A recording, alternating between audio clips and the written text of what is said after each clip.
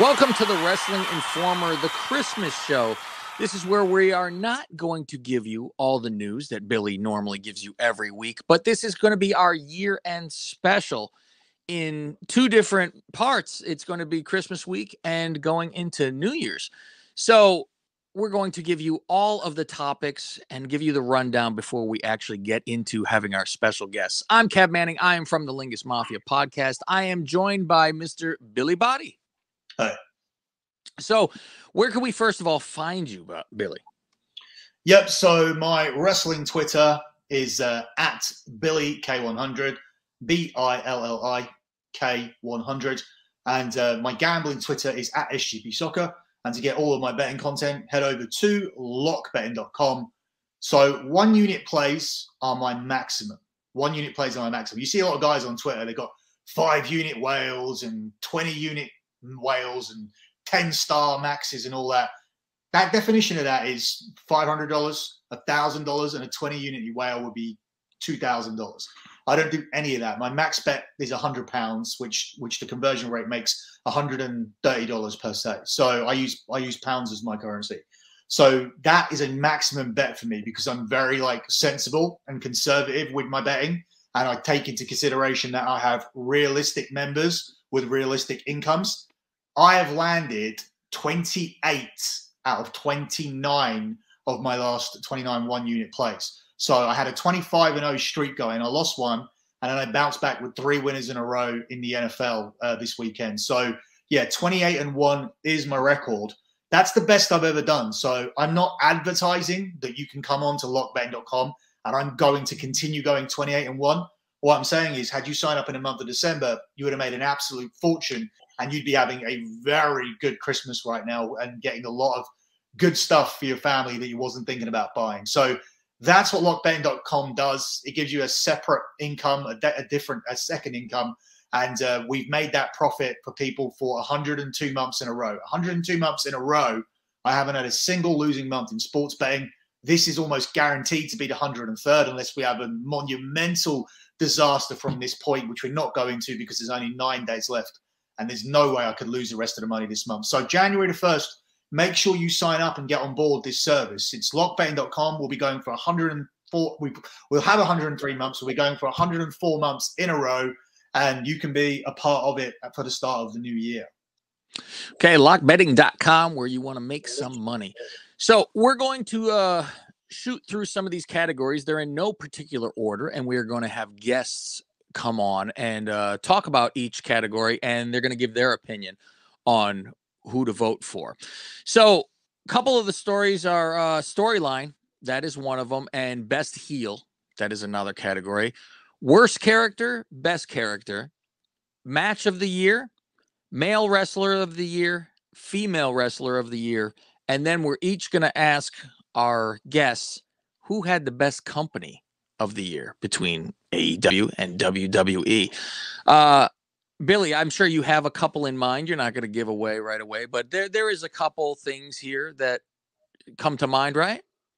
Yeah, and just to let you know, this is a two-parter. So this is a Christmas special where we're going to be talking to our guests about these categories, but the voting will be in your hands. We'll be giving you the voting information at the end of the show, and then we'll be announcing the winners and analyzing why you went the way that you went with the voting next week. So you won't find out the winners here. We are pretty much just announcing the categories.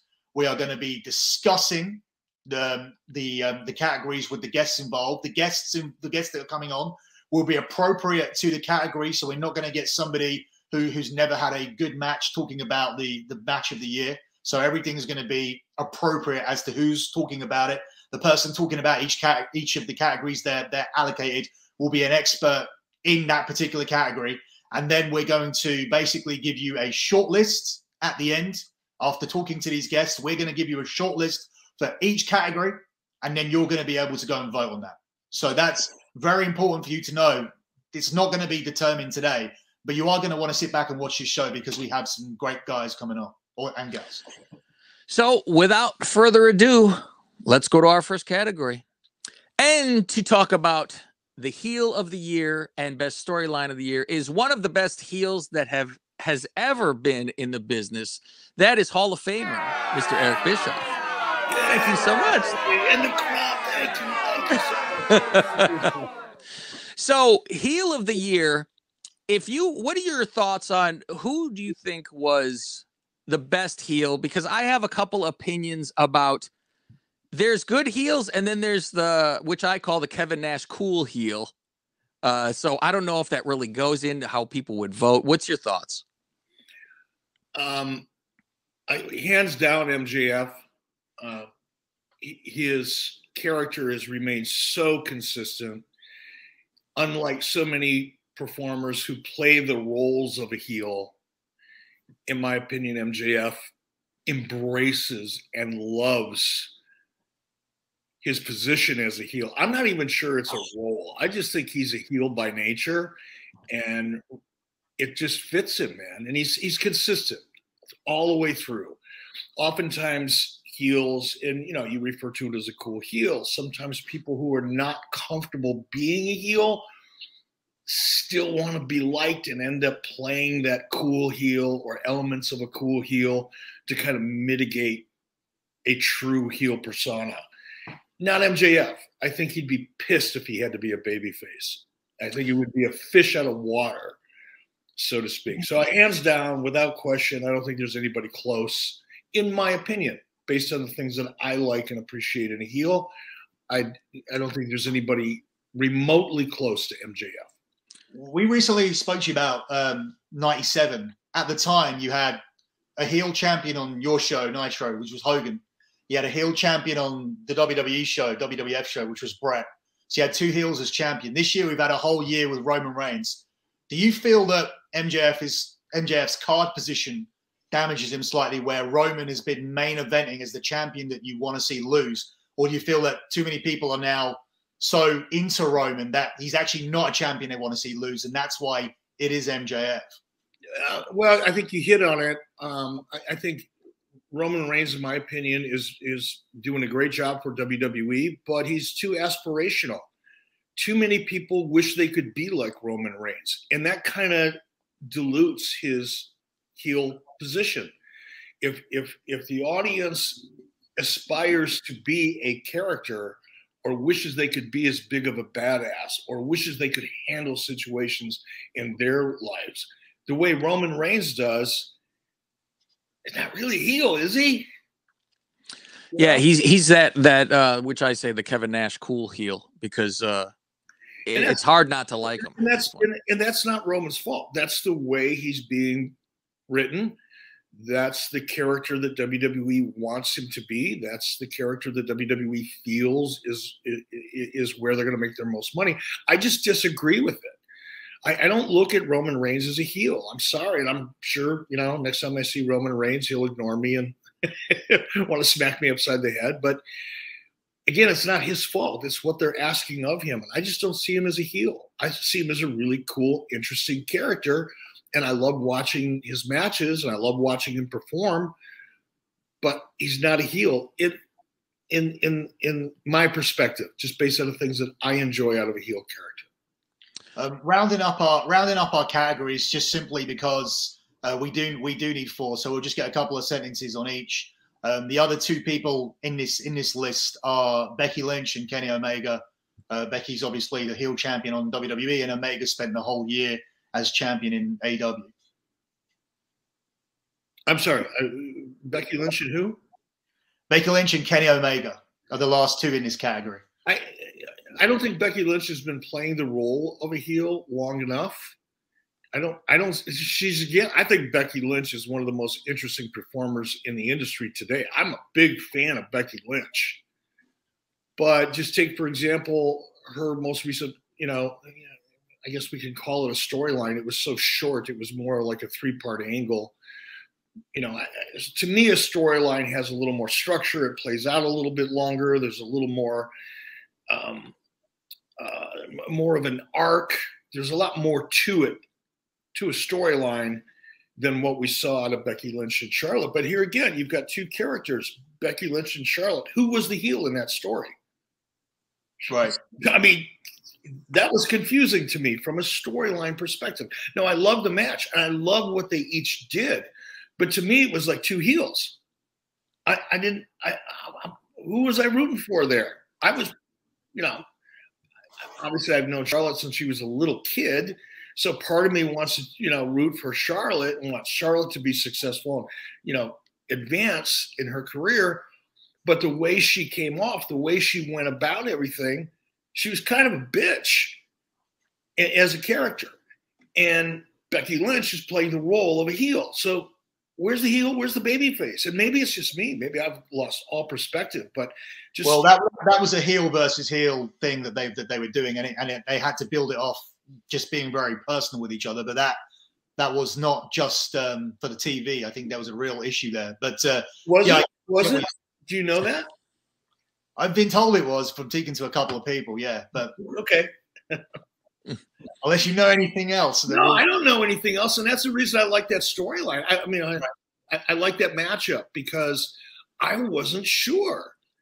Becky Lynch does such a phenomenal job in her off WWE interviews. If you see her in a separate interview, if you follow her on social media, she is a master of social media. And I've been saying that for 3 years now. She did a phenomenal job. But even I didn't want to know. I mean, I could have picked up the phone and asked a question, but I didn't want to know because that would take the fun out of it for me. But I didn't see a heel or babyface. And granted, it was, okay, you got two heels there. But I found that to be a really interesting story. Kenny Omega? Who hates Kenny Omega? Not the fan base that he's wrestling in front of, that's for sure. I mean, not Meltzer. Nobody. He's playing the role of a heel, I guess. I don't watch him enough to know. But if Kenny Omega is he in this heel category? What the hell? I think that just proves my point. I mean, people love him. His fan base loves him. The audience that watches AEW loves him. They'll boo, I guess, if they're supposed to, because they have the Pavlov's dog kind of thing going on, because the audience wants to be part of the show and the audience knows their role in the show. But come on, Kenny Omega, a heel? I'm sorry, I don't see that. So going to the next category here, that is storyline of the year. Has anything stood out to you that is a special storyline? No, I'm going to be the most boring interview you guys do because I'm going back and forth between 2 or 3 things here over and over again.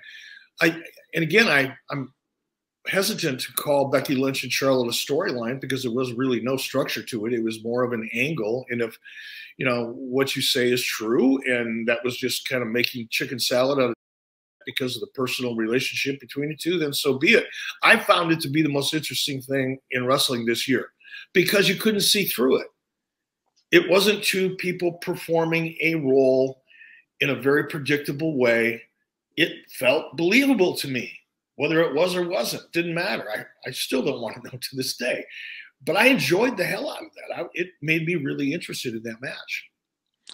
It's very difficult. We're talking to someone who done a long storyline where Sting chased the bell and just the overriding NWO versus WCW storyline. And it is, you're almost talking down here to try and find something here to class as a storyline, and when in comparison to what we've had. And on the other channel, you're going up against Austin McMahon. I don't want to be this guy that goes back to the Monday Night Wars all the time and the Attitude Era and whatnot to try and find comparisons. But it's so hard when you don't really have a standout storyline this year. I mean, the Roman Reigns bloodline storyline, the Roman Reigns title reign, at a push, we're classing that in one of these categories as being a year-long storyline. So for me, that would be the front runner. And coming up behind that, it's very difficult to put things. I think, again, we have Charlotte and Becky before we even began speaking about it, simply because we know there was a personal element to it. Aside from that, despite how well AEW tell you that they're doing, I found it really hard to put one of their storylines in this. In the end, I went for Hangman and Omega because it was a long chase, but that was a real push for me to find something that was good enough. Yeah, and I think the real challenge today is what people call storylines are not storylines. They're just not. A storyline is a journey. It's a babyface who's on a journey, a heel trying to take advantage, destroy, beat, cheat, whatever's going on. But it's an arc. and it's a journey, and you're rooting for that babyface. And there are times that babyface just isn't. It appears as though that babyface just isn't going to survive or prevail. And it's the journey that makes a story. But in today's environment, particularly in social media, I could be walking down the street, give you a dirty look. Somebody books a match, and that's called a storyline. Right. And that's the problem. There are very few. You go back to Roman Reigns again, and the head of the table thing. I'm sorry. Has there been any point in the last year that Roman Reigns has been in peril? Has there been any point in the last year that it looked like Roman Reigns was really going to end up at the bottom of the roster and lose everything?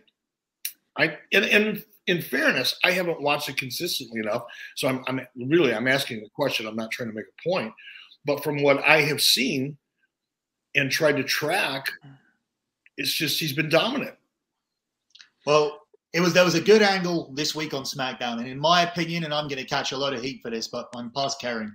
I believe that WWE achieved more in 10 minutes at the end of SmackDown than they did in the whole hour that Daniel Bryan and Hangman went. And I know people are going crazy about it. 5-star this, 5-star that, match of the year. No, so here's to me, this my perspective only is AEW is booking for the dirt sheet audience. It's not the internet wrestling community anymore. It's the dirt sheet wrestling community. If the goal is to try to get Booker of the Year from Dave Meltzer 2 years in a row, 3 years in a row, then they're doing a great job. But they're playing to a very small percentage of the audience. There's a reason why AEW's ratings are not going up. They're doing the same thing this year that they did last year, despite a massive, massive addition to their roster. Several of them, many of them at this point. And where are the numbers going? They're not going anywhere. They're preaching to the same choir. They're not going outside of the church to add to the congregation. They're simply catering to the dirt sheet wrestling community. And if that's their goal, because they don't think the peripheral or passive wrestling audience is there anymore, or a mainstream audience is there anymore, if they're giving up on that, if they're giving up on growing their audience and all they want to do is entertain the dirt sheet wrestling community, they're doing a phenomenal job. And they're putting out great matches that'll get 5 stars and 4 stars and 10 stars from all those people that live for the quality of the match. But if there are people out there, millions of them, who used to watch the product, who no longer watch the product because they're just not entertained by the story. Not everybody is a dirt sheet wrestling fan. Not everybody wants to watch wrestling to be entertained by the overall quality of the match as much as they want to be entertained and identify, relate to, and cheer for or boo for the characters and the stories that they're in. And that's what's lacking across the board. I'm not just picking on AEW. What qualifies for a storyline today is nothing more than a hotshot angle with a good match. With that being said, what do you think is or who is the best company from this last year? It's subjective. How do you want to? What's entertained you more and what's not bored you as much? Well, let me just make a point to you, Eric, and you might find it interesting. Like my colleague here, Cav, didn't watch AEW before, and he's gotten very into it since CM Punk came. My 10-year-old sitting behind me, stand up. Say hi. Hi, 10-year-old. His name's Austin. He wanted to say named after Austin too. I said he had to wait till the end, but I just wanted to show you he was here. So he wanted to watch AEW for the same reason as Cav. They started at the same time. He wanted to watch because of CM Punk, and he wanted to watch because of CM Punk. He's gone. Like he's not watching it now. Like he's watching bits and pieces. If I tell him something's going to happen, because there's no story. What's the story? What has CM Punk been doing since he got there? Well, the investment in Austin here would have been the fact that I would have been paying out for shows. I would have been paying out for pay-per-views, which I am because it's my job. And I would have been paying out for action figures and T-shirts. The investment in Cav is much smaller. You get Austin, you get me watching it with Austin, and that's a wider audience. You get Cav, doesn't make a difference. Cav's going to be watching it anyway. So, and that is my main observation, the fact that he isn't watching anymore, but he is. I did it for an alternative because I've watched WWE since I was about 7 years old. I have a WWF tattoo on my leg. When I was 18, I got that. I have not missed anything. Oh, I bet you that helped get you laid. Oh, you know what? That's why it's on my leg. I wear pants. So, so I'm heavily, obviously, I was WWF guy. Go to WrestleManias, stuff like that. Bought merchandise. Have not stopped watching, but I have been very annoyed watching, and I've been very frustrated because it's something I grew up and loved, and I see it's like my horrible bears. They're horrible, but I watch and I hope for something better to happen. But AEW then was an alternative. And so I started watching, like, couldn't watch it without the fans and stuff like that. So, but the crowd really helps because they're alive and into it. That always helps any show, even when WWF's in Chicago, all that I stuff. agree with that. I think AEW, and by the way, guys, my battery's running low here. So if I drop out for any reason, that's why. I agree with you. From, you know, when you say which is a better company, look, are you going to measure it by ratings? Okay, hands down WWE. It's not even close. No matter what the dirt sheet community wants to think, it's not even close. Are you going to go by revenue? I'm sorry, it's a lot. It's even more lopsided. Mm-hmm. Are you going? By what measure do you want to qualify what your opinion is the most interest or the best wrestling company? I love the way AEW produces their television. I've said from day one, I feel like when I'm watching AEW, to kind of reiterate what you're saying, I feel like I'm sitting in the arena when I watch that show. It's just got the right big fight feel. When I watch WWE, I feel like I'm in a theater watching Disney on Ice. It's two different things. So in some respects, I like AEW better. In other respects, I don't think how anybody can look at the two companies and suggest that they're remotely even in the same universe. They're in the same business, but they're not in the same universe. So well said. It's just what you like, man. It's what you like. And that's the other thing too, before I run out of gas here on this computer, you know, whatever it is you like or your kids like or whatever, if you enjoy it, you enjoy it, and don't compare it because it'll take away from your enjoyment. And don't get into an argument over it. Thank you so much for joining us. Do you want to say where we could find you right now? You can find me in Clearwater, Florida. There you go, in Florida, because he said East Coast, and I'm like, where is he on the East Coast getting out of the cold into Florida? Yeah, no, we're here to see our kids for the holidays and hang out for a couple of weeks. So. Okay, so on Twitter, where will we get you? At Bischoff. Thank you so much. We appreciate you being on. All right, guys. Be well. And happy holidays, man. Happy holidays to you. Bye-bye. Thank you very much, Eric Bischoff, for your opinions and thoughts on best heel and best storyline of the year. It was perfect that one of the best heels in the business of all time was judging who is the best heel this year. Without further delay. The guy involved in some of the best storylines. I mean, Sting Hogan was probably the longest, if I recall. Yeah, and he was one of the most hated, that's for sure. For a guy who wasn't a wrestler, easily very much one of the most hated. Without further ado, let's get to the next category. With us to discuss best and worst character of the year is a guy who had a big run being a character, and some say he still is a character today. That is, you know, funny. I was literally best and worst. My character in 1996 got an Observer Award for Best Character. And then I think in 1999, I got like Worst Character. So this is a pretty perfect for you to judge. Yeah. Well, it's just, you know, it's obviously it's a polarizing gimmick. You know, What do you think? What do you think was the best of this year? Because we have some opinions and some people are going to vote on a couple that we put out there. But your personal opinion, who do you think was the best?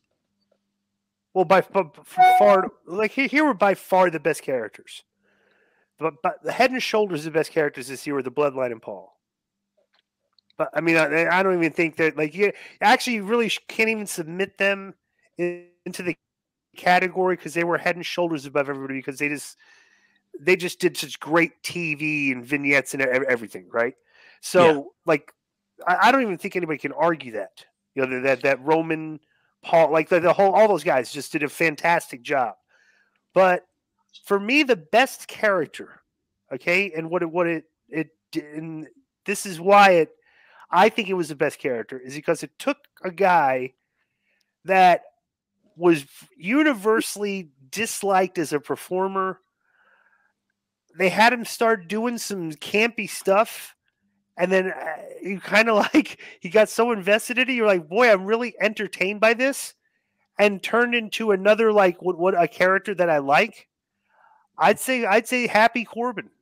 Oh, I would say Happy Corbin, the character when he invested into when being the broke guy. Mm-hmm.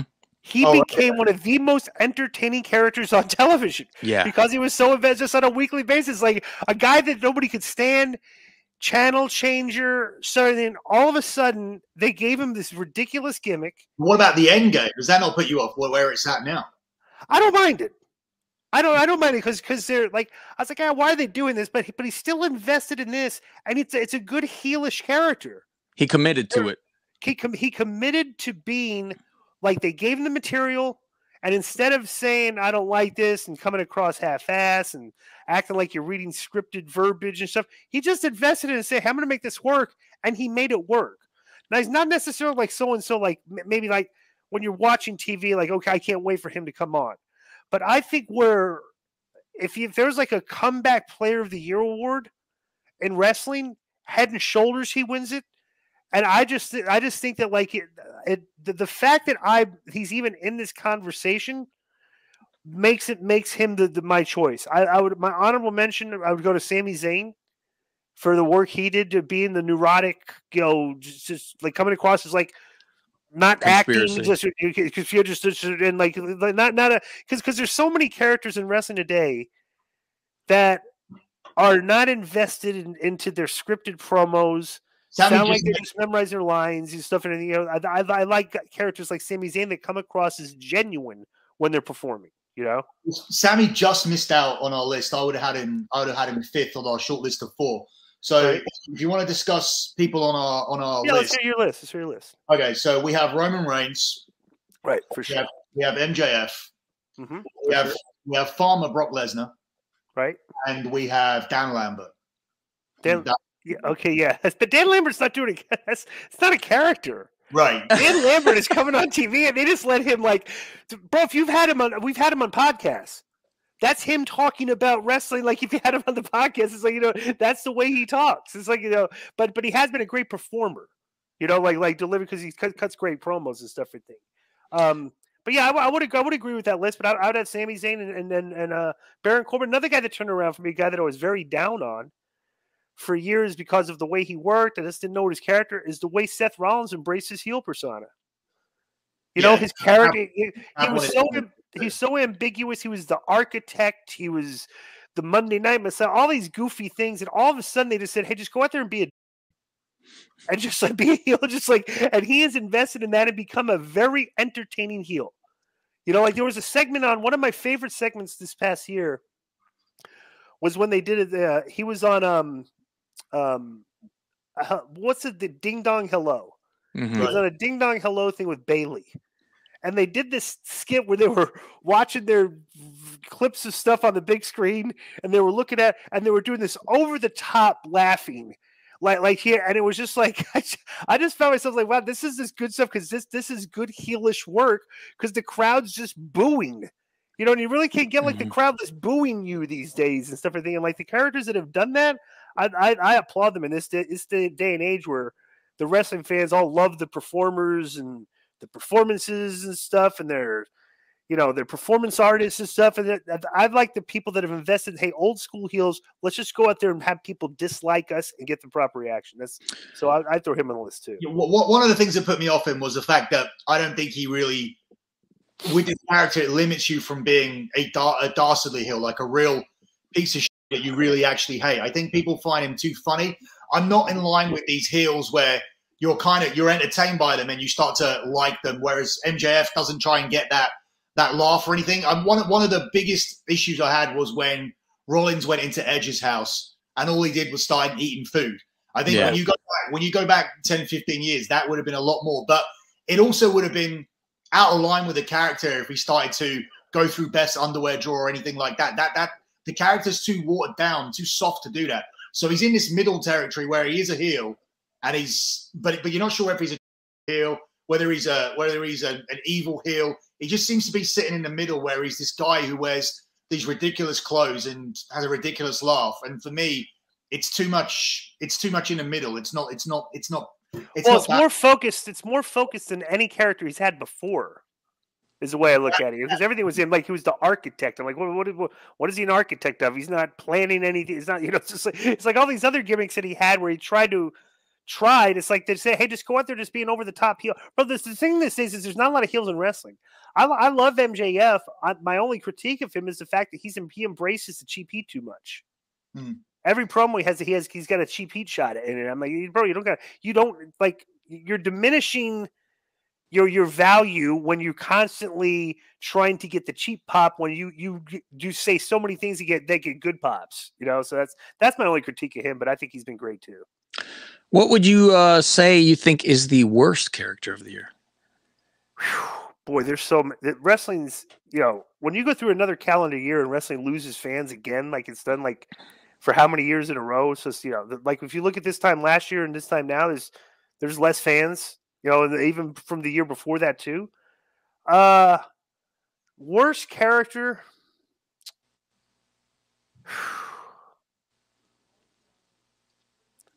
I could give you one that I think. Honestly, Luchasaurus.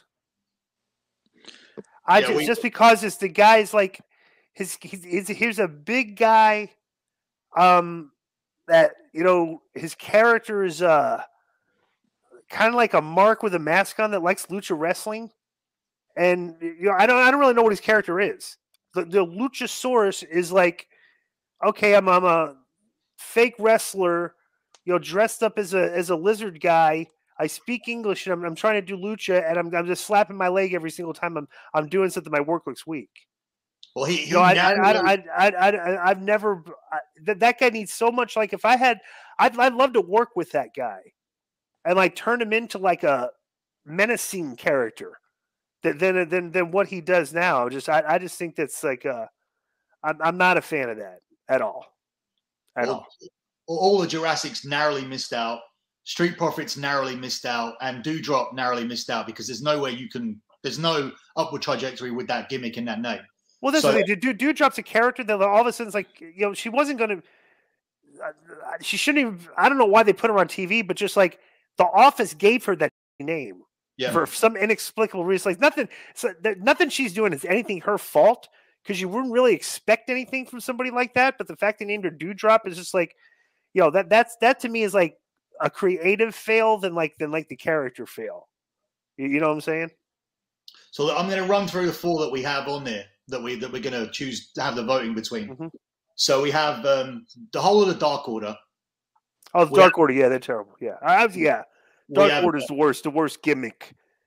Because you got this, you had all these guys, and to this day, not one of them has stood out as a single character. No, they're all just a group, and they're all just jabronis, and they all just got punked by Daniel Bryan, and the woman's the most known, and that's why you can't pick one. That's why we haven't picked just one name. We've got Madcap Moss, which is my vote. Contrary to what you said. Earlier on, but I suppose Corbin and Moss are different. We've got Alexa Bliss with Lily, which was horrendous all year, and we have Cody Rhodes. Cody Rhodes is the worst character, huh? I mean, what do you think of that whole thing where he's not turning heel, he's going against? I think when you go against the grain, finally starting. I agree with that, but I don't think that. I mean, I would suggest is your characters, like your in-ring performance has to be part of the picture. Your interviews have to be part. Like he hasn't really bombed on anything. It's just he's just not turning heel against the wishes of the crowd. But why do they want him to turn? Why do they want him to turn heel? Because he's done a really combination of Triple H and his dad. Right. Like, that's why they want him to turn. So the character is because the character is Triple H combined with Dusty Rhodes. Which but honestly, you're gonna whatever Cody Rhodes is doing on TV, you're gonna watch. Whatever the Dark Order is going to do on TV, you're going to change the channel. I'm not interested in Dark Order at all.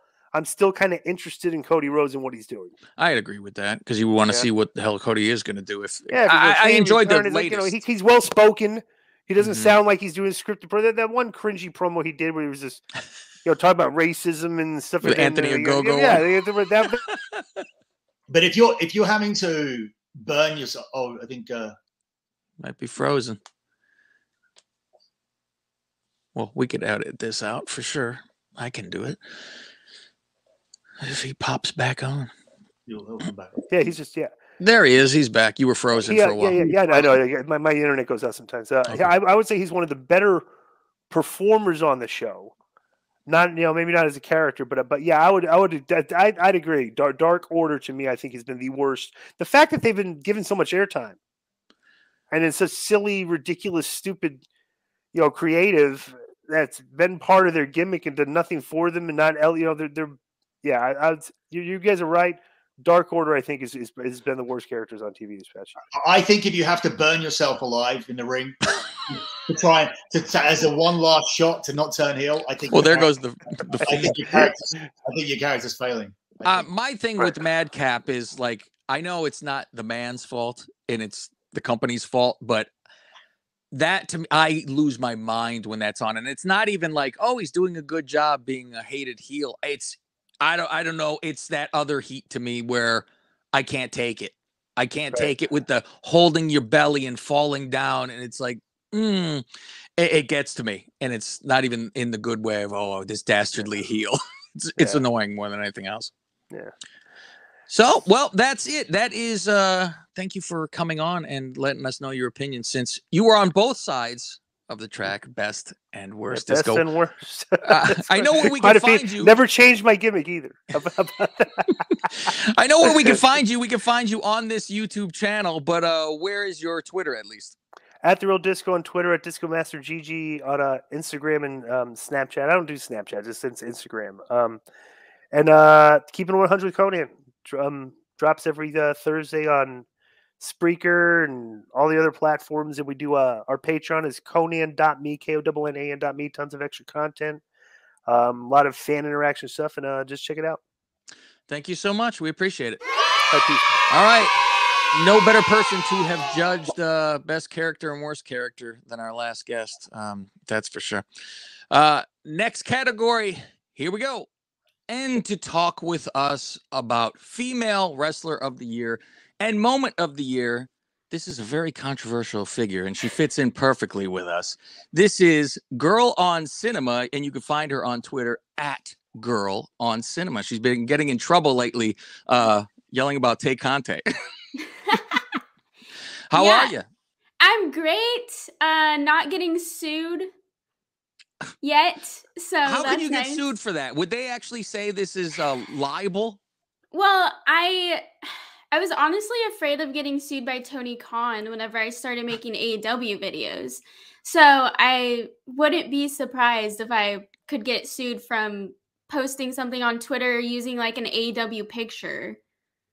Oh my God! If they're that petty, going after people for copyright. But when we spoke to Joe about we needed a girl on the show, and we had a list of people, and some of them are actually in the wrestling, ex-wrestlers and whatnot. But you match up to us very well. To give us some background on us, we did a podcast called The Dirty Sheets, and I've heard of that.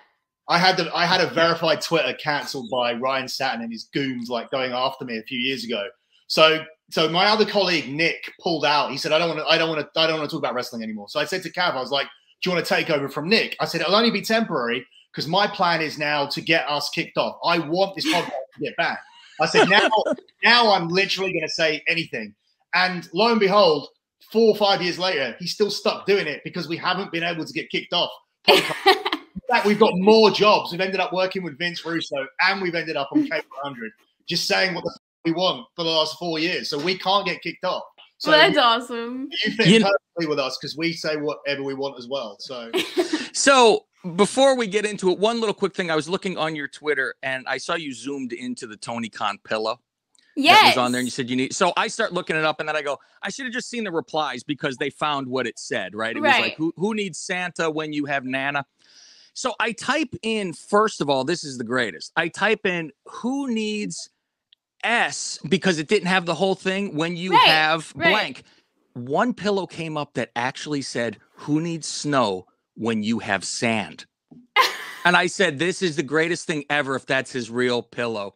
Unfortunately, it wasn't. But I was going the opposite direction. I thought I typed in like who needs sleep when you have blank because I was like, maybe it's like something about Coke or Adderall. Oh my God. Do you know any other community that would have found the answer that quick though? Like no. Yeah, they were in there. Would have gone and found that out straight away. I like somebody replied and said, "Who needs sex when you have nachos?" And I was like, that sounds like something he would have. Especially for him. So getting into this, your category that you're going to be discussing is Female Wrestler of the Year. Now, I know you have thoughts on why, and we'll get some eliminations in here. What's your thoughts? These categories are already pre-decided. If we did tweet of the year, I might have given it to your tweet about Rebby Sky, because that was the tweet of the year. That was the best. No lies. There's no lies there, right? And you know what? To make people figure out what it is, go to her Twitter, Girl on Cinema, to see, because we get it bleeped here anyway if we said what it said. Okay. So. Yeah. Well, okay. So first of all, I misunderstood the assignment, and I was thinking like worst female wrestler of the year. So my initial go that way. Well, my initial thought was gonna be, what's the girl with pink hair? Oh God, there's many of them now, isn't it? Isn't it in NXT? No, WWE. She was like a big deal for Eva Marie. Oh, okay. I was thinking Eva Marie, which I'll be honest, I liked all of her segments on Total Divas. I'm like a huge Total Divas fan. That's how I used to review that one. Yeah. Yeah, that's how I like originally even got more into wrestling, was like Total Divas Dark Side of the Ring. So I liked Eva's segments. She's good for reality TV, but she's god awful for wrestling, and I don't even know how she got into wrestling, because look at her. That's right. the only reason they go, here's a model, we'll try to teach you how to roll around. Which I'm just gonna be truly honest here, but like, how did she come back at this age with the face that she has? Because it's half plastic, and don't get me wrong, she's in great shape. Oh, fantastic. But I don't think she like looks good. Like, she looks kind of older and like super plastic. So I was surprised that they brought her back this year. Have you seen pre nose job pictures? I feel like I've looked them up at one point. Yeah, there's something. I'm very nosy about that kind of stuff. Okay, but if we really want to say like who was pushed the most, I'm gonna say like Britt Baker. Britt Baker she's been pushed so much. Even like CM Punk is jacking her off half the time. So I'm gonna say Britt Baker. But is she good though? Do you think that she's good? Do you see the appeal there?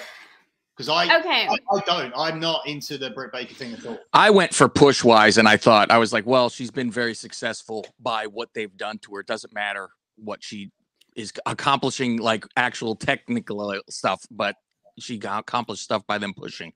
Right. Let's talk about the AEW women's division in general. Does anybody there really know what they're doing besides maybe like Thunder Rosa occasionally, which we've seen some of their like pre-taped side segments, and even those, like even the good wrestlers look like in half the time in those. So I was impressed by the match that she had. I can't even remember who it was with, where she did like the thumbtack spot and got all bloody. I was genuinely pretty impressed with that, because I wouldn't have done that.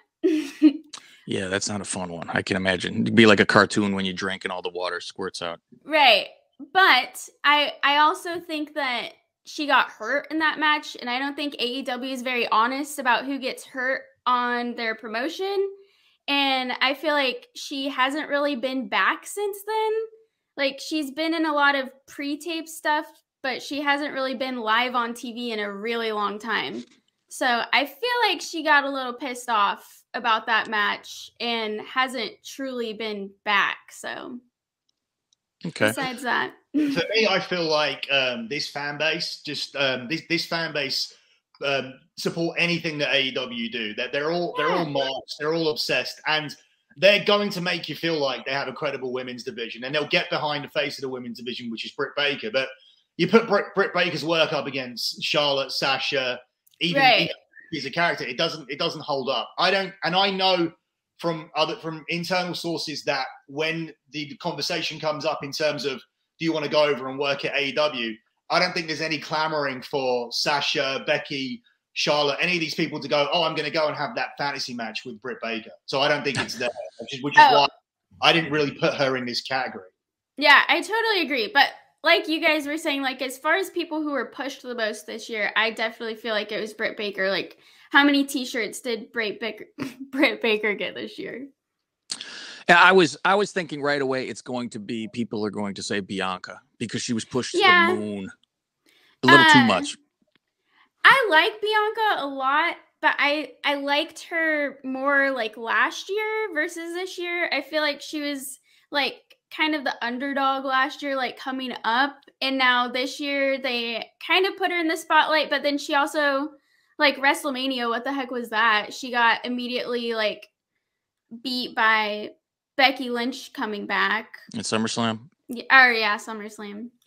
Yeah, but they're doing very much Cena with her. I feel like she's alone in Survivor Series. Let's beat everybody. You know, let's stack them up and put her foot on top of people to win, which I think is going to turn a lot of people off. Right. So going into moment of the year, there's a few we'll have on our list. Anything come off the top of your head? You guys already named one, which is CM Punk coming back. I got a lot of hate for my reaction of CM Punk coming back because I don't know if you guys know this. I didn't start watching wrestling until 2015. So I never had that experience of like loving CM Punk or wanting him to like be top guy in WWE. But I think him coming over to AEW was definitely awesome considering he hasn't been in wrestling for 7 years.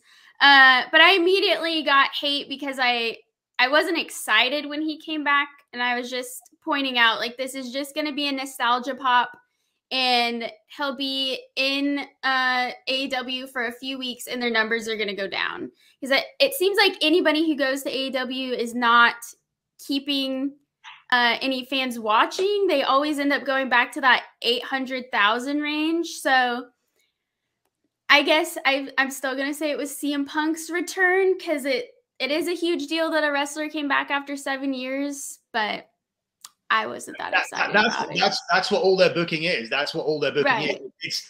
It's dating a girl, and when you're going to fuck her, take 4 Viagra, and then really set the expectations that high, and then you're not able to hold that number throughout the entire thing. And it's just that's what they do. They do it. They do it all the time. They blow their load, and then like when it comes down to 5 weeks of television, there's nothing there at all. Which is why they've got a lot of moments here on the list, but there's no way to sustain it. They have no plan as to like what they're going to do on the next 3 televisions as after they've done it. So that's my issue with that. I totally agree. It's hard to beat the Punk return, even with like, I think the next closest thing is MJF and Punk going back and forth on a mic, because that's entertaining as hell to watch. But to have someone come back after 7 years and he was like the beloved figure, it's a lot of your dog dies and it was the greatest dog ever, and you don't remember that it ate the garbage. It never did anything wrong ever. Yeah. So it's a lot of that. I mean, even with that exchange, I felt like because they went out there for nearly 30 minutes, they said everything that they could have said across 4 or 5 weeks. So, but they did add to it a little bit. I mean, it hasn't stopped. MJF is so good. By saying he wants to bang Britt. It's not exactly as high level as how they started, is it? However, it is entertaining. I mean, we all did go, "Oh, that's great," you know? Right. So.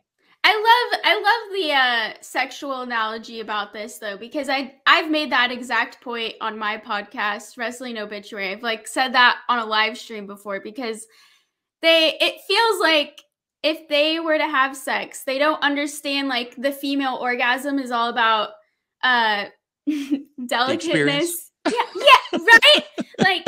Like you can't just like jump on it and say like, okay, here's your happy time. Like you have need the build up.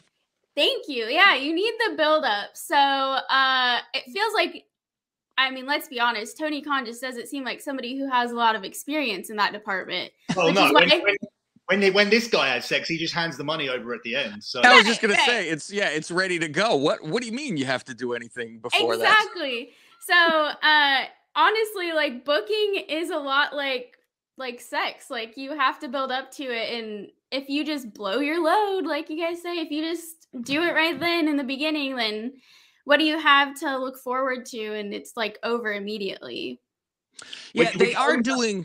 Sorry, go on. They're doing the one thing right, I think, with they're not letting them touch each other with Right. MJF and Punk. Well, even in this tag match, never touch. Not even where WWE, that's what you would see in a tag match. They'd get their hands on each other. They would not let it build to something. So right, yeah. And the last moment I'll talk about would be that Lesnar saving Heyman, if he did in fact save Heyman. But that whole kicking Heyman out of the bloodline, that was done so well because that was 4 or 5 months of what side are you on, and then Roman kicking him out. I'm sure there'll be another twist along the way, but at the moment that built up as a huge moment. If you look at the way the crowd reacted to it, and that wasn't an instantaneous thing. Yeah, I feel like I don't talk enough about WWE stuff, but honestly, compared to AEW, it's so forgettable for me. Like, there's not a whole lot of moments that I see in WWE where I'm like, oh yeah, that's really memorable. Because half the time it's so boring. At least, even if AEW doesn't do things accurately or like the best that they possibly could, it's at least entertaining. It's like a bad car wreck that you just can't look away from. I get stuff from people because I always say I actually now look forward to AEW like it's an event, where back in the day I used to for Raw, and it was like, yeah, all right, it might be Monday and work day, but I got Raw at the end and I'm excited for it. Now I'm just like, I have Raw on top of this to 3 hours, and it's just not where AEW seems like it's an event and something's going to happen, even though, like you said, they do mess up, of course, and nobody's going to be perfect with everything. Right. And I mean, I feel like the last couple episodes of AEW have been super boring. Like, they've reminded me a lot more of WWE stuff, but WWE, I've tried to film live streams while watching some of their pay-per-views, and it gets to that 2 hour mark, and I'm like, oh my God, I have 2 more hours left of this. Why did I put myself through this? Because it's just too boring. They stretch stuff out so long, and it's just like, give me something to be excited about. Well, thank you for coming on and giving us your opinions on match of the year, or moment of the year, and female wrestler of the year, which I know was we had to pull teeth for find a female wrestler of the year. Yeah. Give us all your information. Where can we find you? Where can people line up? Because if they are into this show, they should be into you. Well, thank you. Thank you guys for having me. But definitely, GOC Wrestling is actually my YouTube channel. I had to change that after the Tony Khan situation I went through. So it's GOC Wrestling if you want to see my YouTube stuff about wrestling. And then I also am on Twitch at Girl on Cinema on Twitch. I do live streams every Tuesday at 9, and then definitely Twitter. And I have a link tree, and you can find all of my other stuff. So, well, next year we're holding you to bringing a shovel and a flashlight, and we'll have another co-host on this show. Thank you for everything. Yeah, thank you guys. Yes, thank you. Okay, that was your female wrestler of the year. So now we're going to jump to our final 2 categories. That is going to be the match of the year and male wrestler of the year. And to join us to go over male wrestler of the year and match of the year is very own K100's Konnan. Yo, what it do? Let's get it cracking. Boom. So what do you think? We'll go with male performer of the year, male wrestler of the year. Anything come to mind right away? Who's had the best year for you, you think, in your opinion? Well, 3 guys to me: Roman Reigns, Bryan Danielson, and Omega. Those are the 3 guys to me. I don't know who to put over who, but those 3 guys. If I had to pick one, Roman Reigns would be number 1. If I did have to pick one. You're the first guy that's come on from Eric to Disco who have actually got 3 guys on the short list of the 4 that we made, because all the other categories, Eric and Disco, we've all had different opinions, but you're the first guy to come on who's got 3 of my 4 on the short list. The other one I had was Lashley, because I thought he had his best year that he's had. But yeah, you got all the other 3. Right. Yeah. So you know the reasons why. I mean, you know, Roman's the needle mover. He's been the most interesting guy on TV for the last year. It doesn't matter if you put him with the Usos, Paul Heyman, Kevin Owens, whoever it's with. The guy's been magic. He's been great. Kudos to him. You know, Omega, the one thing that as a booker, I really appreciate is how unprofessional. This is extra points for him, how unprofessional he is compared to other wrestlers who don't want to do jobs, who are worried how they're going to look in the match and all this other that means absolutely nothing if you give a good match. And I don't have to deal with that with him. He understands what he has to do. If you tell him to put somebody over, he knows how to put them over without him, stealing all their heat. Just such a professional guy to work with. Love working with Kenny. And every match he's in feels special. You know what I'm saying? He really takes a lot of time in his craft. And Bryan Danielson is a workhorse. What a beast. I mean, there's a reason why a lot of people consider him like almost like this generation's Eddie Guerrero, He's just a beast in the ring, and he's been a beast on the mic. And I got, those three to me are head and shoulders way above everybody else. Well, that's the thing with Bryan's year. I think Kenny and Roman have had the title reigns, but Bryan's versatile because he started his year in WWE and was doing good work there until he left in May. But he was doing completely different work. He's now working as a heel, so he can flip flop around, and it's pretty seamless. Right, and they did, and the worst thing is, which is a tribute to how great he really is. They never explained why he was a heel. I don't even remember how he turned heel.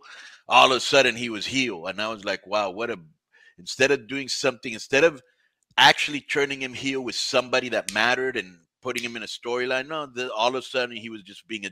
And that was how they turned him heel, which I thought was very, lazy, and it was very uninteresting, and is one of the many problems that AEW has.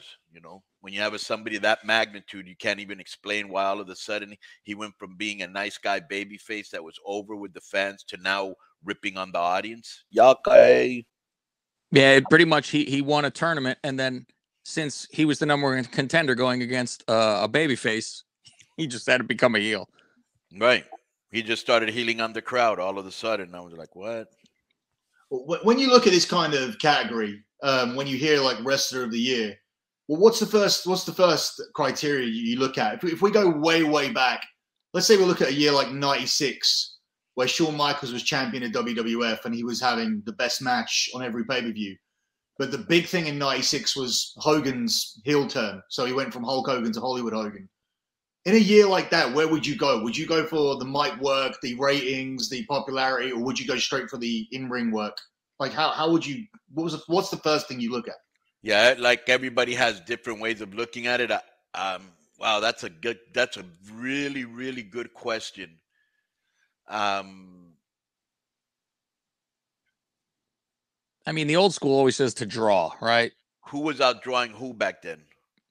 Hogan was outdrawing Shawn. Shawn Michaels was then you have to go with Hogan. But Michaels was the one getting consistent 4 stars consistently. I know, but I'd rather, if I'm a promoter, I'd rather make money than see a good match. Right. And that's Hogan's the guy making the money. Hogan's the guy that everybody knows. Hogan's the guy that you could get on any show, and some people would probably still go. They may say who's Shawn Michaels, but if you ask most people, who would you rather have on your show, Hogan or Michaels? They're going to pick Hogan because he's the bigger name, and the bigger name is drawing, so you would have to give the edge to him as much as his work rate was brutal. At least Shawn Michaels was good at everything. He could talk, he could work, he looked good, he was entertaining.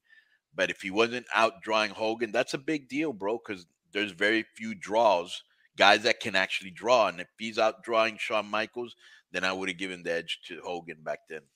And would you give the edge to Roman this year if you pick one? I don't give the edge. He is, to me, head and shoulders the most valuable guy because he's been doing it for a year and a half already. Right. I mean, his work has been great. His work has been like Disco brought this up and he was right. If you were to take the last year and a half of when the Bloodlines storyline started, and you were to take the best of and put it in like one long thing, bro, you've got a great little miniseries there because his work has been phenomenal. And, and Usos has been great. I mean, really good. And Paul Lee's been on another level. I think Billy said it well the other day when he was saying that the last 10 minutes of SmackDown did more for them than the hour draw that AEW did because it was such like you're watching SmackDown and watching them for their just to see Roman in the first place. And then they did what they did with Farmer Brock coming out and all that kind of stuff. It just shows that he draws so much attention where I'm worried, God forbid he gets hurt. I don't know what there is to watch on their show anymore.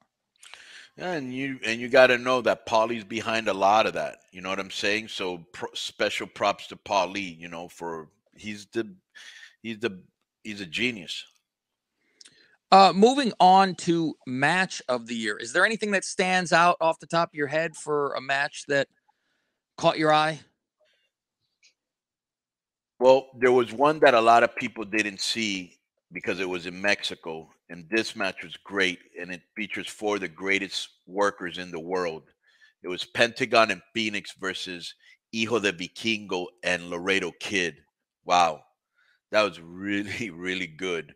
That might be the best match I've seen in AAA, but most people haven't seen it. But if you can, go out of your way and watch it because it's out there on YouTube. Let me see what matches stuck out. I don't have a favorite. You know, I would say that one of the matches I really enjoyed a lot was, believe it or not, was the one with Seth Rollins started off in Saudi Arabia. I think it was against Edge. It's on the list. On the list, yeah. Yeah. That was a great match. Bryan Danielson versus Omega. That was a great match. There's a match I saw the Lucha Brothers in AEW that was insane, but I can't against the Young Bucks. Yeah, they're bleeding. Yeah, that was. I like that match too. Maybe you'd have to throw a couple out there because I don't. The problem with me is that I've been in so many matches, I've seen so many matches, and I watch so many matches because of my position in wrestling that I get. You know, there's so many. It's like it blurs together. Yeah. So the other ones on the list we had were from Mania: Edge, Bryan, and Roman, and another one is Becky and Charlotte that just recently happened at Survivor Series. And with that one, like, I know some people do these awards and they're trying to put the women's match on. They're always trying to go make a case and go, oh, Sasha and Bianca's got to be there because it closed Mania. I wasn't going to do that. I had I had Hangman versus Omega, not the Bryan match, as on here instead. But I bumped it for Becky and Charlotte because I genuinely thought this was the best women's match I've seen in a couple of years, the one from Survivor Series, because it didn't have that hokey stalling stuff that you sometimes see in the women's matches. It was at a pace, and all the selling and all of the offense looked realistic, and you don't get that very often. Yeah, that was a good match. I don't consider it one of the best matches of the year, though, but that was a good match. I think the storyline sways us a little bit, too, because that was kind of like blood feud between Becky and Charlotte, and I think that kind of sways our opinion a little bit. Well, that's good because you need it. You know, we were talking about I think we were talking about it with Billy not too long ago on the show, where they did a finish that was different than usual.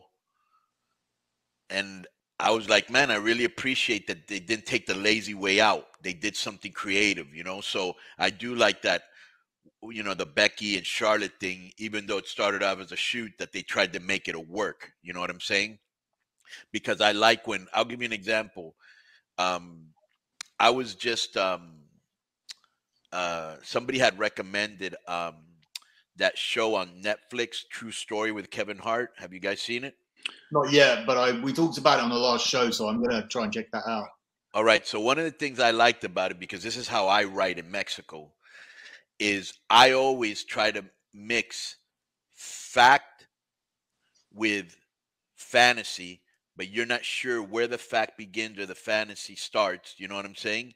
You're not sure. It's like, well, okay, I know they have heat, but is this really happening? Is this really, you know, I mean, you know, what they're saying sounds really. Yeah, so, blur the lines. Yeah. Right. I love to blur the lines. You captivate me as a fan. So I like to write like that. So the fact that they did that, I like that. You know, that they blurred the line and people were like into it and they were watching. Like we had Eric Bischoff, who, you know, I mean, you know, he's a guy that's been in the business a long time. And he was intrigued by Charlotte and Becky, and he turned in to see what was going to happen. Yeah, he spoke to us about it. Yeah, he spoke to us about that when he was on. Yeah. But So sorry, go on. So I like that. I like that element of Charlotte and Becky. But having said that, I didn't think it was one of the best matches of the year. Yeah. And I mean, just to explain the other one here, Roman, Edge, and Bryan. Right. I feel the same as you, where a lot of matches blend together and it's difficult. Right. But I've obviously you've got a way more experience than me. But I think putting on that big match at the big stage, which is the biggest event that we have every year, and to deliver, I feel it carries an extra pressure. And I feel 100%. And I feel that just gives you a tiny bit more edge because there's more of a legacy to it in terms of WrestleMania main events. You'll talk about them in years to come, and it sticks with you a bit more. And if you do deliver that performance level there, I feel it deserves to get the edge over normal matches. I would agree with that. Yeah, I would agree with that. Yeah. Where would you lean then in these four matches? Give me the 4 again. I'm sorry. No worries. Lucha Brothers versus Bucks in the cage. Roman, Edge, Bryan, WrestleMania. Becky, Charlotte, Survivor Series, and Edge versus Rollins, Hell in a Cell in Saudi. I'm very biased, so we're gonna have to take the Young Bucks and Lucha Brothers out because I love the Young Bucks, anything they do, and I love everything the Lucha Brothers do. I do, and I just think that Young Bucks are very creative, as dorky as they come off sometimes, and they're very creative. They're always trying to entertain. They're always trying to do something different. They're very creative. So that match to the side, I would pick the WrestleMania one, the Edge, Rollins. What was it? Edge, Rollins, and who? No, Edge, Bryan, and Roman. Edge, Bryan, and Roman. My bad. That one. Okay. All right. Thank you for your time and your opinion. It's I mean, who could we ask any better about match of the year and male performer of the year? That's for sure. Where could we find you other than your own channel that you're on right now? Yo, you can check me out on Twitter or on Facebook at KONNAM5150, and you can check me out on Keeping It 100 every week. You know what I'm saying? On Spotify, Apple, YouTube, Facebook. You know, Billy has a segment on there called The Hot News with Billy Body, London Town, boom.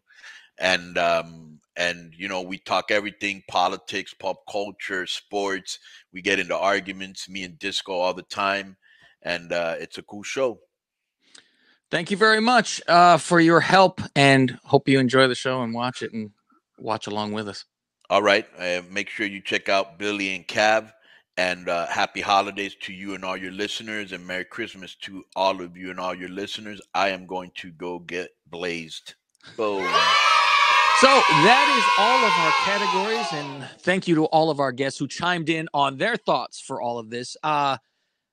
Let's go through a little bit, Billy, before we go, and tell me who is in each of the categories. So for heel, who's in this for people to vote for?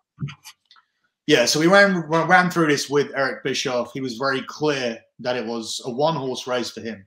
But you have the chance to vote for who you think it is. The heel of the year is between MJF, Roman Reigns, Becky Lynch, and Kenny Omega.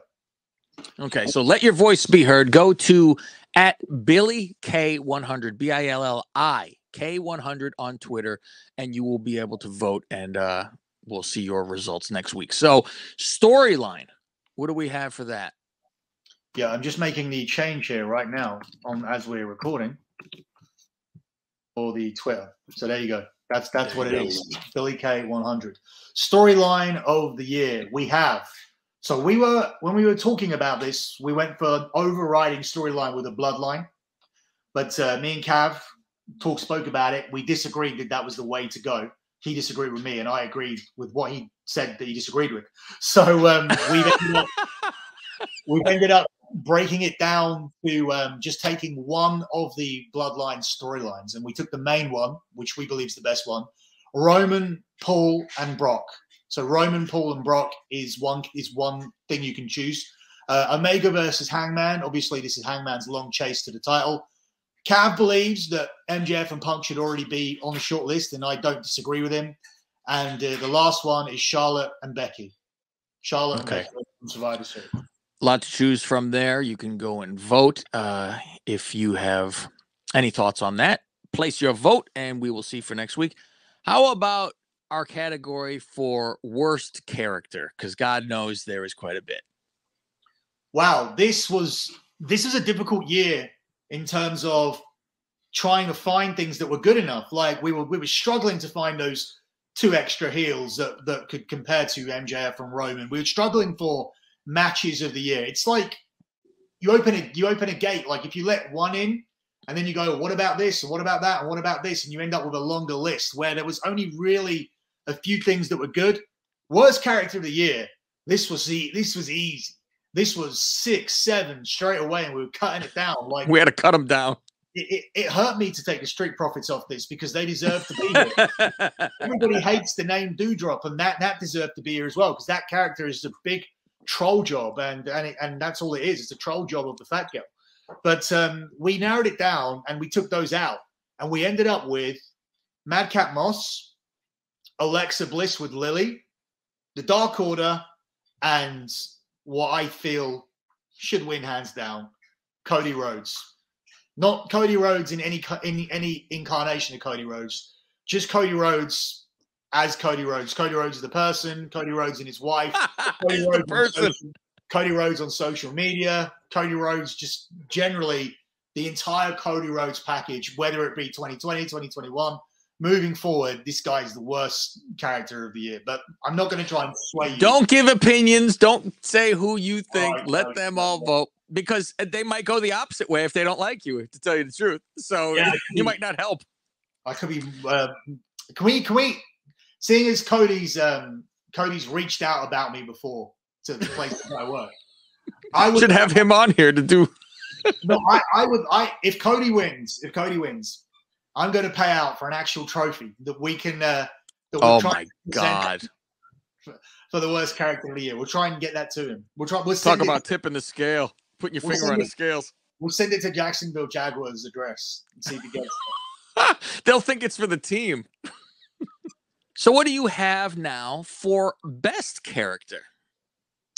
All right, this is interesting. Obviously, you have your usual guys on there. Roman Reigns and MJF makes it again. So this could have been very different, very much the same as the heel list. But the difference is that heels need to go and then work in the ring as well. And I feel like the work of MJF, Roman, Becky, and Kenny Omega has been good heel work as well. So this is where we can add different people. One guy's only had one match this entire year, and the other guy is just purely a character.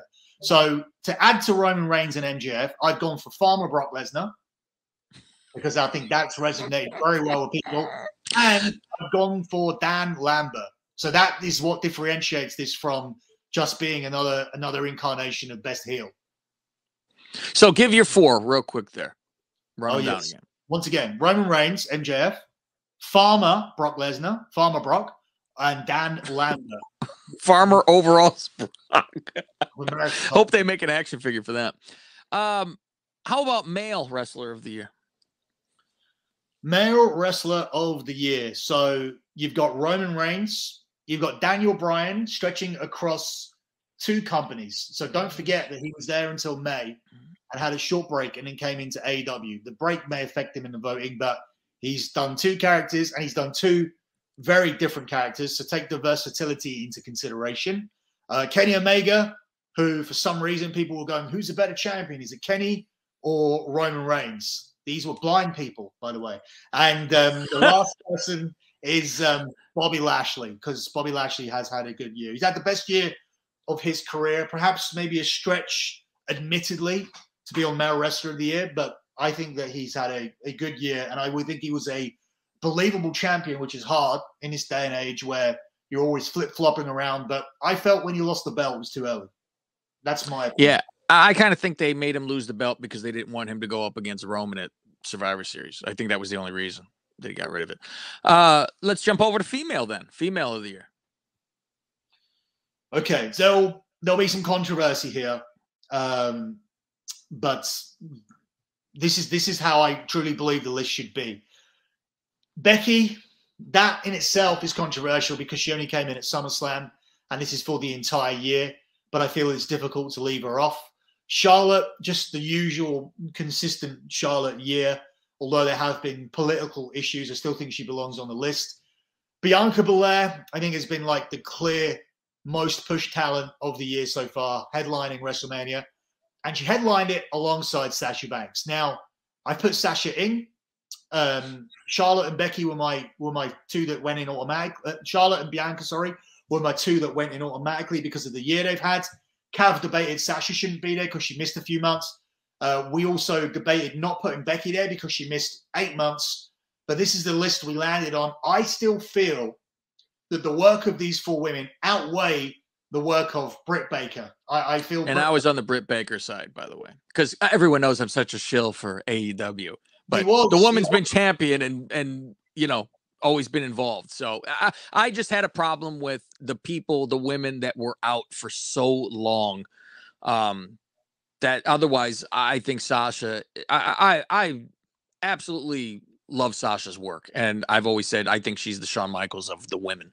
So, you know, listen, I'm a Sasha guy. That's for sure. I'll give you a last chance here. Like calling it on the fly to take one of these WWE women out and get Britt Baker in. My only argument is there hasn't been any good Britt Baker matches. I haven't liked any of them. I think they try and force too much time onto her matches, especially at the pay-per-views where they haven't delivered. I feel like the character, I don't get what it is. She's a babyface in Pittsburgh. There are all these like marks are chanting DMD, but she's supposed to be a heel. She's got that weird Well, thing. you want to talk about back and forth. What about Sasha? The hell is she doing? But the ring work is so much better. Like, I mean, Sasha was a heel for the Bianca feud, and then she came in and has been a babyface essentially. It was confirmed when she had the thing with Shotzi. Oh, actually, when she came back, she was a babyface that turned heel because she thought she was going to be with Bianca, and then the match got cancelled. So yeah, you are right there. And as I said, I'm willing to remove her from the list if you are really feeling strongly about it. But I think we stay with what we had, but just because I think it's more known and that kind of stuff. You know, it's like she's around. I think more people know, obviously, the WWE product, and so I'm fine with keeping it in. That's fine. I was more I was more siding with removing Becky than Sasha. For me, Sasha's in. But with Becky, and see, the thing, Becky's so hot right now with everything and being a champ, and she's so involved. Even though it's toward the end of the year, it's hard to just say see you later. You know, I'll tell you what, if we could have more than we have, it'd be great. But I'm going to take Sasha. I'm going to take Sasha out. I'm going to take Sasha out, and I'm going to put in Mandy Rose. How about that? You know, I mean, yeah, Mandy's been involved quite a bit. Sure as hell. That's the problem. Is it's the tree in the woods with NXT. Oh yeah, people know. People who watch this. They do.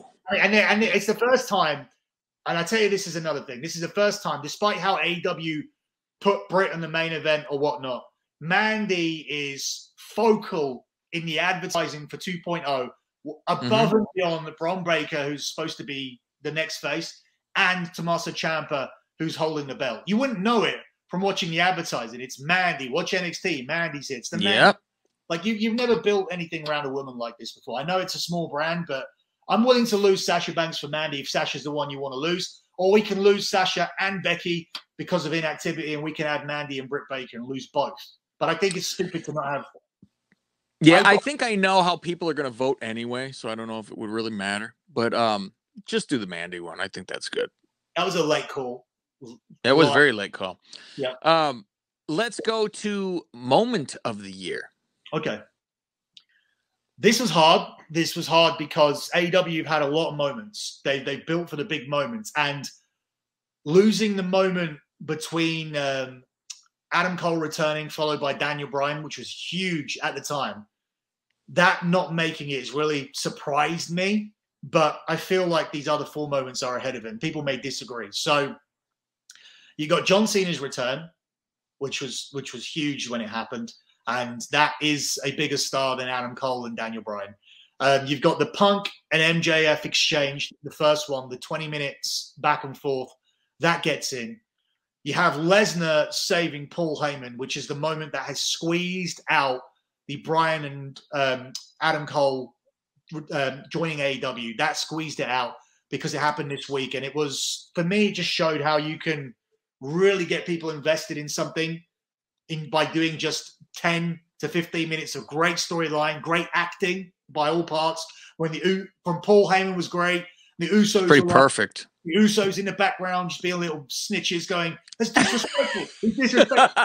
Like, just small touches. And obviously Brock comes in, ridiculous no sell, super kick no sell. I mean, people have been doing that in AEW all year. Like, to them. Yeah, Sting just gets up from crash tables, no problem. Right. And then the chair no sells from Roman, just picks him up into the F5 twice. Yeah, but we had Bischoff on who was talking about how Roman's not been in enough jeopardy this year. Well, that was a real moment where he got dominated by Lesnar. So we put that in. And then the last one is CM Punk's return, which is obviously the big 7-year build. Yeah, that's enormous. That did deliver on the night. So once again, you've got MJF Punk's exchange, Cena returns, Punk returns, and Lesnar. I've got it as Lesnar saves Heyman. We're not sure if that's exactly what it was because we don't know how the rest of the story goes. Yeah, that's how we know it to vote. Yeah. And last one is Wrestler of the Year. Match of the year. I'm sorry, match of the year. Right. You know, we're missing some of these Japanese guys on the match of the year. Does that mean we're not? Shit. and the Wrestler of the Year, because we haven't got Ibushi and you know, Tanaka. I did one show where I had a bunch of guys, and I said 1 through 20. You list your greatest wrestlers of all time. 1 through 20. Number 1 gets 20 points, and it goes down like that, right? And then we put all the lists together, and I read off everybody in a row, right? We had one asshole that had to put Ibushi or whoever the hell. Name a couple of these guys. It was somebody else. I don't even know. And he had him at like 5.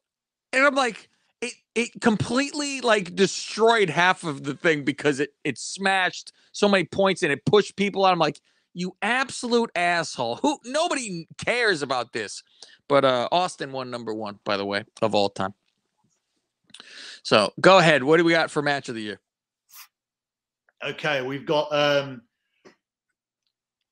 Pat Tanaka and Mr. Miyagi from New Japan.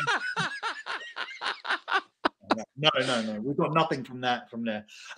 We've got Edge versus Seth Rollins from the Hell in a Cell, which I believe will be Konnan's favorite match. You've got the Luchas versus the Bucks from the Steel Cage match at their pay-per-view, which All Out? Was it All Out? We don't know if it's All Out or All In or Double or Nothing. They're all the same names.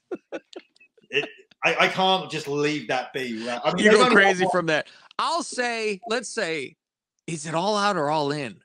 It's crazy that they have both those names. That's like shit marketing. Why would you have that? All Out, All In. It's got to be All In. It's All Out. It's the one. It's All Out, or is it All In? It's All Out.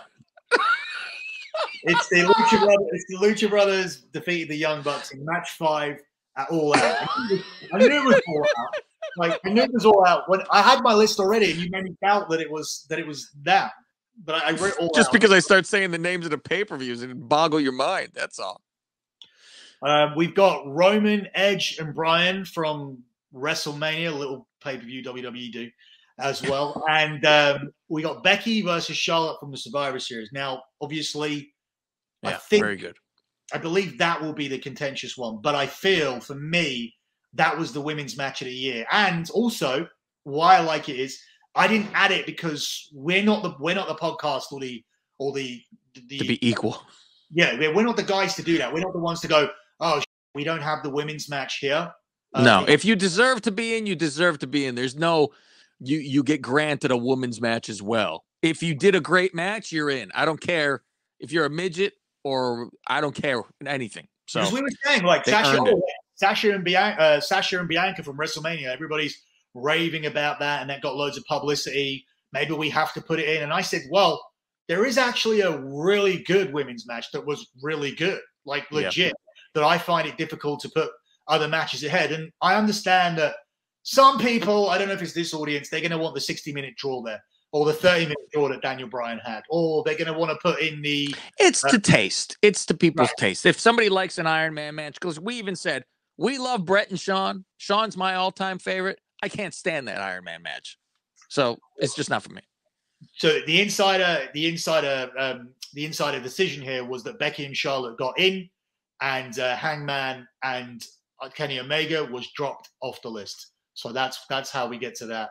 That's our fourth choice in the category.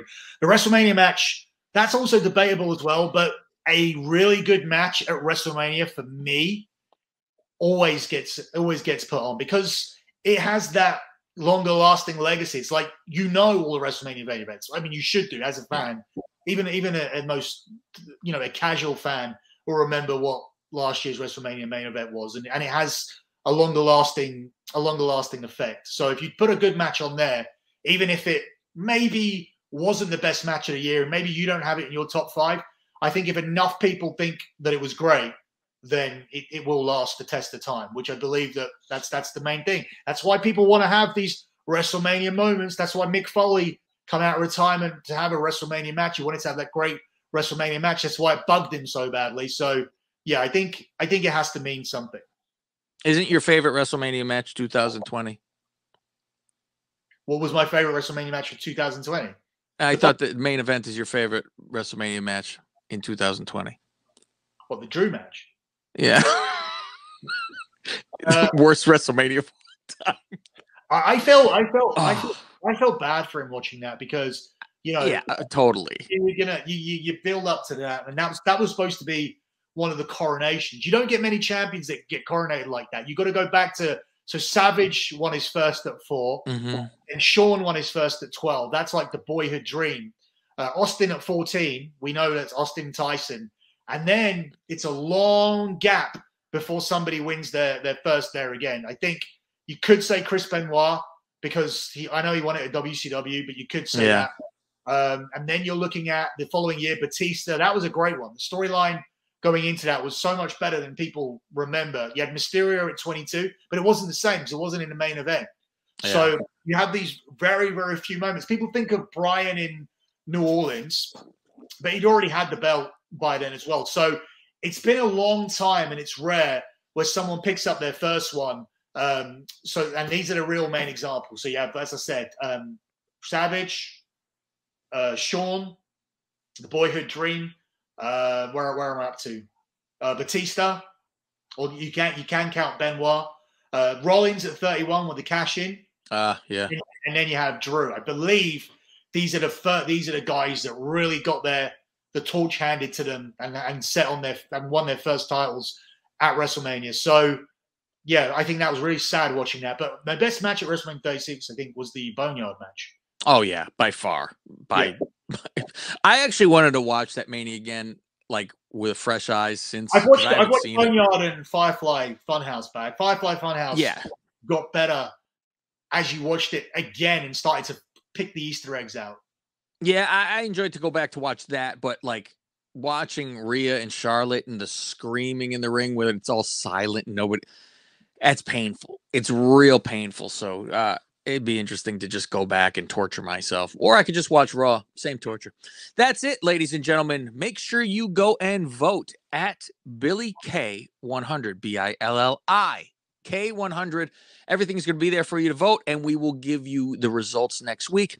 If you want to win some signed merchandise, go to my Twitter at Lingus Mafia. Check the pinned tweet.